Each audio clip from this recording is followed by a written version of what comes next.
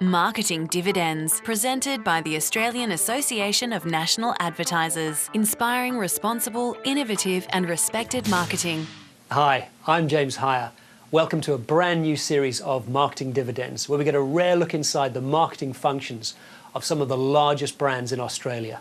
Ahead on the programme, 3 of Australia's top marketers discuss growth, data and the debate over digital. The money that we're spending on digital, is it actually getting in front of the consumer?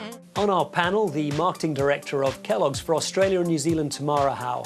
She's joined by Angela Richards, Chief Marketing Officer at KFC. The ability to enact change tomorrow is quite amazing. And Stuart Tucker, the new Chief Customer Officer at Hipages. We're moving in an agile, fast-moving environment where if we're not using data in real time, then we're not able to tap into those market trends. A lot has changed in the 100-year history of Kellogg's, as it has over the last 50 years for KFC, and even the 10 years Hipages has been around.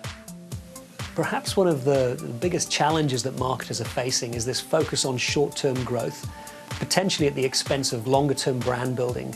And I put it to the panel as to how they're managing to balance between the two. I mean, everything we do is wrapped in emotion. So even what we would consider, even 5 years ago, the rational job of selling chicken and chips for a certain price point, that must be wrapped in an emotion. And we actually know that this is the right thing to do. So over time, we have a really big innovation funnel. You know, we have a really strong retail calendar. But for us, I would say that even 7 years ago, that what we would consider the functional retail calendar has morphed. So now that the brand directs the retail calendar, and the brand's job is to create the emotional connection. For us, what that then translates into, actually, we have the great pipeline of MPD, but it's okay that we are less reliant on that MPD now to drive those sales, because that emotional connection of the brand leading the retail calendar is driving core sales, core growth. So for us, that's a win-win situation. And how do you differentiate between what emotion is contributing and what the rational sales retail calendar has been doing year after year? So we do have, actually, for us, it's easier to attribute because we have innovation. So you can see the performance of the innovation as part of retail, but then you can see the performance of core sales. And we would say that core sales and building momentum, which is what Tamara alluded to before, momentum is key. Once you've got the momentum and it's driven from emotion. So we really believe that tapping into emotion for both the brand, core sales, as well as our retail windows, it has been the transformative part. Right. I really love this subject. I get a bit geeky about this because this is where we have so much new research that really can inform how we go to market. And we know now from neuroscience and the new term neuromarketing and behavioural economics that the brain does not make decisions based on rational information. I mean, that's, in neuroscience. So we post-rationalise our decisions, right? But we don't actually make our decisions based on rational information. We make them on emotion. So I think once you know that, you then design your experience plan or your consumer journey accordingly. And I think that is just very freeing as a marketer, again, to know that that's how people make decisions. And you then, essentially through evidence, designing your marketing plans accordingly and create great emotional connections with consumers. That's how they make decisions. Stuart, is needing a tradie an emotional decision? It certainly is.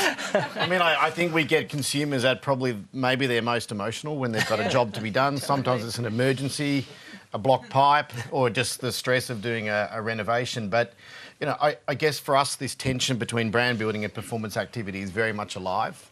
We don't have unlimited budgets. We've come from very humble beginnings, and for us, every dollar that we spend on building the brand for the long term is a dollar that we can't spend on building our trades and our jobs sort of pipeline. So, it's very much alive, and it's a debate that we're working on today, where really every dollar that we spend needs to be accountable because we just don't have the kind of budgets that these guys have got. And how are you balancing the need to understand your stakeholders and then obviously serve your customers? And obviously that's a virtuous or a vicious circle in terms of your ability to get feedback on your stakeholders. How do you manage your time between the two? Well, we need to give... We operate in a world now where customers are appreciating transparency in the feedback loop. We we encourage all of our customers to give us feedback and write reviews on our tradies, which we then share with the tradies to help them lift their game. I think we've all experienced problems with tradies in the past, and we know that the customer service regime can be quite inconsistent. And I think if we can be lifting the whole customer experience of people with tradies across Australia, then we're sort of halfway there. Right. And Tamara, if I think about your stakeholders, there are very few, and they are very big. And just in my experience of them, they can dictate everything from the time your product is on shelf to your channel mix, and sometimes all of the P's that you're meant to be controlling. How much are you at the beck and call of your stakeholders, and how much are you actually driving the growth that Kellogg's is looking for? Yeah, look, I think our stakeholders, Coles and Woolies, I guess the two big ones, we're at our best when we're working together, and they actually have incredible insight on their shoppers and what's going to work in their stores, and they have a huge amount of passion for that. So we actually have great partnerships with them where we work together to execute the plan, and that's when we really get the best results in both cases. So, yeah, they're an equal partner. Right. And franchisees, I mean, I've worked with Coca-Cola bottlers, I work with franchisees in quick service restaurants. I mean, they're a very outspoken group because they have skin in the game. It's their revenue that's going into your marketing budget. They do. How do those stakeholders affect the way you go to market? Well, we're obviously a very unique model being a franchise business, but I think from our point of view, our aim is to be collaborative because we have, over 60 franchisees in our network running over 600 stores. So for us, you literally cannot sit. We know these people by name. We know our franchisees by name. We know their families. So we cannot sit across from the table from these people and not aim to be collaborative because we both have skin in the game.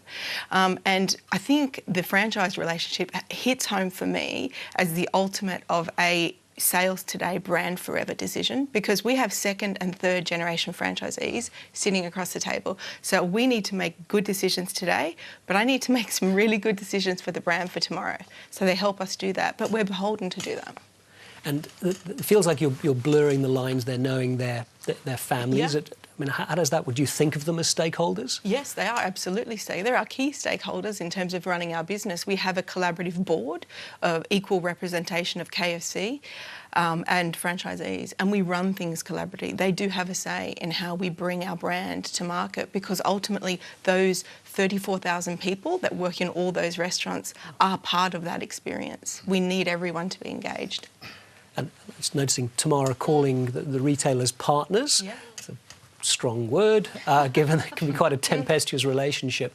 I mean, is there a word that you use to describe the franchisees? Yeah, they are our partners. Right. So we have a franchise partnership pact and we operate that way. And if you think about it just from a personal point of view, you're always going to be more beholden to a person than you are to a corporation. So we feel like at KFC's, the more we know people's objectives, the more we realise there is skin in the game for everyone. But the skin in the game is just not money in the pocket. The skin in the game is all those people that they employ to bring our brand to life. So absolutely, for us it's very important to have a collaborative partnership. I like the term bring our brand to life because I think that the QSR experience is incredibly sensual. It's very tactile. It changes every single time. So given that incredible experience and the fact that you have an end-to-end relationship with that customer in terms of you have the consummation, you have the transaction. I always find it absolutely incredible the lack of data that the QSRs actually have on every one of their customers. Yeah. So if I think about Coles and Woolworths and their understanding of my purchase patterns and which brands I buy habitually and where I live and what I react to. The fact that I go into these QSRs and have to give my same peculiar order every single time is quite frustrating. So, my question to you is, where are you on this data journey that everyone talks about? You have that customer in your property on an ongoing basis, and it feels like you're not leveraging that experience. I think we're on our way to leveraging data. So for us, always the mindset is, what will this do for the consumer, us having this data? So at the moment, data feels used in a very clunky way, and so we are determined not to use data in a very clunky way, just to do old things with data. So we have been on a journey for 3 years. I think that journey has rapidly accelerated in the last 6 months, and I think the one thing that sort of it's in our minds is that QSR is already convenient. We've been convenient for 50 years. So data helps us be even more convenient. It helps us to be easier. So until we can do that, we're not ready yet to actually move wholesale into the fact that data can be transformative. So we will shortly be moving into, we're testing things like KFC delivery, we're testing e-commerce, or actually we're launching e-commerce shortly. So we will need data, and we will use data to know that you've got double mayo on your burger. We will know that, and we will help do it. But that's the whole idea of that sort of fluent experience of ease. Ease is really important. People are looking for simplicity. People are looking for ease. We want data to help us do that. If it can't do that, then we shouldn't really use it. And I think that's the point, really. I mean, and whilst we're saying data is quite a blunt word, it is really about continuing the convenience journey. And if that means I get to tap my phone so the order goes through the kitchen and I can sit down, that feels like something which could have happened 5 years ago, or is that not the case? No, I don't think the conditions have been right 5 years ago. Actually, you think about the acceleration of technology. No, I don't think it would have been right. And our systems are somewhat legacy systems in restaurant, so we needed all those systems to talk to each other. That takes time, but we are rapidly on the journey now. So we've got all our ducks in a row. Right. Stuart, do you have any legacy systems? You're 10 years old. Is it all new? Is it all shiny? And obviously data is at the core of your business. Data's in our DNA at Hipages. I mean, at the very start, we have jobs on the demand side and we have trades on the supply side, and the data or the algorithm matches those up to find the right tradie for the right job. So that's right in the heart of it. In marketing, we use data every day to drive our performance-based decisions across all of our media platforms. But I think what's different to us is we have data scientists that are really embedded in the business. They are very accessible, they're very commercial. I've worked in other businesses where the data scientists are like unicorns, like they're somewhere around, but they're not really, they're a mystical kind of creature. So we genuinely use data to inform every decision that we make, and we move so fast that's one of our beauties, is we're moving in an agile, fast-moving environment where if we're not using data in real time, then we're not able to tap into those market trends and keep moving at the pace that we're expected to grow. You don't need to look too far to find strident critique of marketing departments being led by Mark Ritson and Byron Sharp. And whilst these academics are not on the coalface, our panel felt the points they were making were valid. In fact, Stuart Tucker from Hipages called out that if he and his peers wish to reach the highest table, then they need to be accountable for every dollar invested. If we want to be there and being accountable for outcomes, then we need to be open for criticism. And I guess that's the difference between modern marketing versus maybe 20 years ago when it was kind of just single channels, single brands. We are now more accountable, and what we're doing is making a significant contribution to the businesses. I welcome the challenge from people like Mark Ritson, and I think marketers can be very guilty of being very blinkered and very brand-centric and operating their own little world. And I think we need to be challenged, and it's good to have an external perspective just poking and challenging. So, I enjoy listening to what Mark Ritson has to say, and it's up to our judgment and experience to take whatever we think to go back to our business and find better ways of doing things. What's been interesting, just looking at the different paths that each of you have taken. Obviously, you've spent an enormous amount of your life at Yum and KFC, and Tamara, the same at Kellogg's. Stuart, what I thought was interesting is coming from financial services, probably one of the most regulated, structured and process driven categories into a very agile, 10-year-old brand, 30% growth. Almost the question is, why did they bring you in? Well, I'm only day 12 into the job, so it's very new for me. But look, to be honest, most of my career I've spent in challenger brands. My 4 years at CBA was fantastic, but it was probably more of an outlier. I spent 5 years at KFC in my early days. I was at Optus. I worked at Aussie Home Loans. So the challenger DNA is probably more consistent with my approach, to be honest. And I think the first thing is that marketing skills are highly transferable. I think the customer marketing is customer marketing, brand building is brand building, and I think there's a misconception that marketing skills are not transferable across categories. And what we can take out of corporate life and corporate marketing can easily be transferable into start growth businesses. And I'm finding it incredibly refreshing and invigorating, and it's great. And one of the things that attracted me to this role was that Chief Customer Officer role, which is harder to do in a big corporate, but in a smaller company where you can own each of those touch points, it's a much more reasonable thing to be driving. Tamara, you're storied in Kellogg's. You've been to Battle Creek. Yes. Is there value in bringing outsiders in to help with the growth that FMCG is looking for? Because packaged good manufacturers do seem to be quite resistant to bringing in significant leaders from other categories to help them grow. Is this something that's changing? I think it is changing, absolutely. We have a startup capital business in the US called 1860, where we invest specifically in sort of startup ventures, particularly sort of in new ingredients and new products in our categories. We're constantly bringing in, outside expertise, I think, to challenge our thinking, to drive the innovation agenda. What we can then do is bring resources, process, scale. So I think, we're kind of bringing their ideas and then we're helping actually get those to market. And that's actually a really nice symbiotic relationship for us to continue, as an FMCG industry. Angela, is KFC just too complicated for anyone to understand, which is why you've got to be there right at the start and take it all the way through?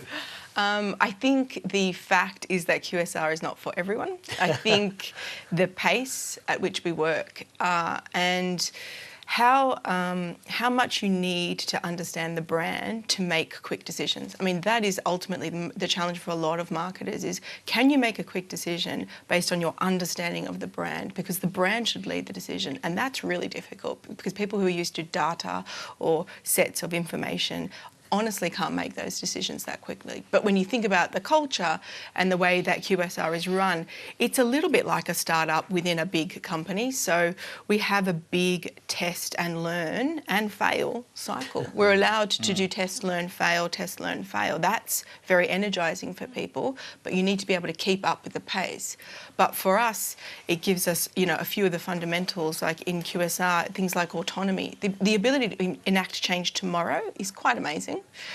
Mastery, the idea that you can learn and keep learning in loops because of the test and learn process. And then the last thing is obviously the purpose, which is sort of that idea around the brand, how the brand guides the decision. So experience helps because that last bit around our purpose and intuitive knowing what's right can help the speed of the other two. And is that purpose globally driven? And what I mean by that is if I walk into KFC in Trafalgar Square and I walk into one in Parramatta, am I going to see a dramatic difference with the menu? Is there different types of seating? Do you have larger tables? How global is your brand? Is it how cookie cuttered is it around the world? So what is global about our brand is an idea around our purpose, and we have global icons and global equities like the kernel and original recipe and all of those things. But what is local is obviously menu development. So we have some menu development that's local. So KFC Australia, the first to put the seasoning on the chips. Just saying. That's data for you. That's data. That kind of innovation is actually welcomed at KFC globally. So for us, yes, there is a huge local component, and as well as marketers at KFC, if you've got a big iconic brand, our job is actually to imprint the brand in your local culture. That's actually the big job of the brand. So when we sponsor the cricket and have been sponsoring the cricket now for over 15 years, what we are doing is imprinting on iconic Australian summer. It's not just about a media partnership. It's not just about that work. So our job locally is to be part of local culture, and that includes food, that includes marketing. Can I expect to see the same cereals on shelf? Are they going to be in any way different? Because that's the value of being a global packaged manufacturer, the fact that you can actually keep that consistency around the world. Yeah, I think you'd be surprised actually how much the food changes by market. So I think, you know, as Angela was saying, that food's incredibly locally driven, right? Culturally driven. So Special K, for example, in Australia is very different to the Special K you'd pick up in the US. Most people might be surprised by that. Pringles is my other favourite example, right? You get some crazy flavours in Japan and Korea, like wasabi, all sorts of things, and strange mayonnaise flavours, which I'm sure are delicious. But, you know, here we've just launched chicken salt and meat pie, for example, right? So, you know, very picking up the local trends versus, you know, in Australia versus Japan or Korea. And I think, again, that's what's great as a food business, right, is that you're tapping into the local cultures, the local flavours, the local trends. And that localness, and again, the direction from global. I know with a lot of FMCG manufacturers, there's the imposition of a 20, 25, 30% goal for digital spend. And I think what's interesting, what we've noticed locally, and certainly this is evident in other markets, is the sort of the digital pure plays rushing to television and traditional out of home. You know, Apple, very famous for their great work there and their lack of use of social. And you know, FMCG's running the other way and determining that digital will have the money irrelevant to what your objective is. So what is happening locally, and is that what you're seeing? Yeah, I think it's very telling in itself, yeah, that what you just said in terms of the digital startups going to TV. I'm probably a little counter trend on this. We've actually reduced our digital investment and put more into TV. And again, I think that's all grounded in evidence that we were talking about earlier, right? And the data I've seen is that's still the best way to get mass reach. And I need to grow penetration in a high penetration category like cereal. So again, for us, we might be a little counter trend in that respect. Stuart, do you want some TV money? Yes, please. I'm in the same camp. I think there's nothing like TV to build mass market awareness in a hurry and make big reach and make an impact. I do think it needs to be supplemented with digital video for an under 30 audience. So I think we need to start talking about it as video rather than just TV. But yeah, I think there's a minimum spend on TV that's required to maintain brand consideration for any national brand. Right, and then for Hipages, I mean, when do you see them becoming a large investor in that sort of area? We have launched a couple of mass market TV campaigns. We leverage our News Limited ownership. They own 30% of Hipages. We leverage a lot of their assets to drive that message out there. But I can gradually see us investing more and more and more in mass market while still maintaining that performance media mix. Because you've got the data to see whether there's the uptake. And are you seeing a really long decay rate? So beyond that short-termism of it's on air, I get additional customers? I don't think we've had a long enough sustained commitment to mass media to see that impact yet. But, the short-term impacts are okay, and we just haven't had time yet to see the long-term impacts. It's on the list, though. Right. It's only day 12. And I'll answer for you, Angela. I know you love television. I see it all the time. I see your sponsorships.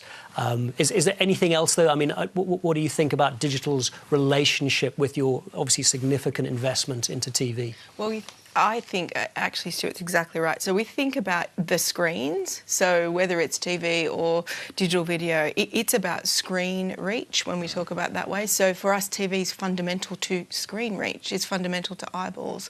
But that's just a journey in terms of having choice. So to not use the choices available is probably wrong, because Facebook has a big reaching audience. And we talk about reach is the driver. Actually, we talk about mental availability for us, positive wastage. We're happy for it because, in all honesty, when the time to choose comes, all of that mental availability is what helps them make that choice. So for us, it's just moving from just having TV as an option maybe 5-10 years ago to thinking about screens, thinking about journeys. So for us, out of home is as pivotal as TV, as radio. It's just how we use them.